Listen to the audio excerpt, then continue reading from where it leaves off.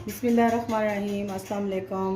आज हमने बनाया है रशियन सैलेड और रशियन सैलेड बहुत मज़े का लगता है। आप इसे ज़रूर ट्राई करें और मेरी वीडियो को शुरू से एंड तक देखें। मैंने इसमें क्या क्या डाला है और कितना कितना डाला है और आपने मुझे बताना है कि कैसा बना है। मेरे चैनल को सब्सक्राइब करना है, लाइक करना है और शेयर करना है। रशियन सैलेड बनाने के लिए मैंने सबसे पहले मायोनीज़ ली है हाफ़ कप। ये थोड़ी लग रही है, थोड़ी सी और डाल लेंगे इसमें।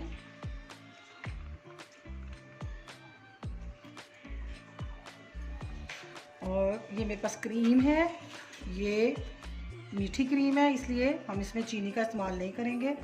ये भी हम ले लेंगे, ये वाले 4 टेबलस्पून। और इसमें थोड़ा सा सिरका डालेंगे, तकरीबन 1 टेबलस्पून।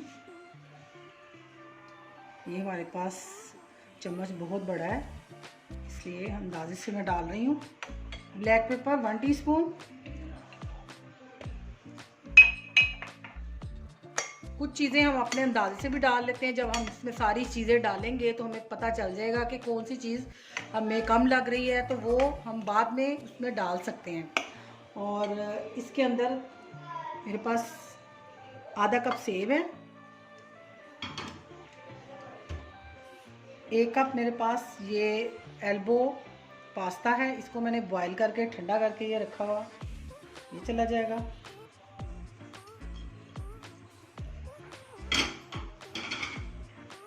और ये मेरे पास वेजिटेबल्स हैं, ये अपनी मर्ज़ी से कम ज़्यादा की जा सकती हैं। मैंने 4 टेबलस्पून गाजरें ली हैं, 2 टेबलस्पून मटर और 4 टेबलस्पून आलू, इनको बॉईल कर लिया है। और शिमला मिर्च है मेरे पास, ये भी हाफ़ कप है। सॉरी, बंद गोभी। और खीरा भी जाएगा, खीरा भी मेरे पास हाफ़ कप है। नमक जाएगा इसमें हस्बे ज़रूरत।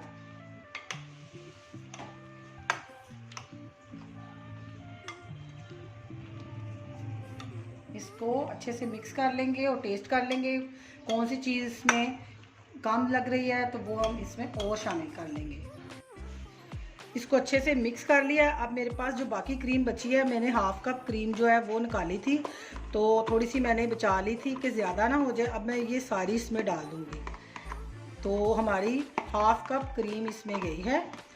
तो ये मीठी क्रीम है, इसलिए मैंने ना इसमें नमक डाला है ना इसमें चीनी डाली है। नमक की ज़रूरत मुझे नहीं लग रही, क्योंकि इसमें मायोनीज़ थी, उसमें काफ़ी नमक होता है। और वेजिटेबल्स जब मैंने बॉईल की थी तो उनमें भी मैंने थोड़ा सा नमक डाल लिया था, तो इसलिए मैं तो इसमें नमक नहीं डालूँगी।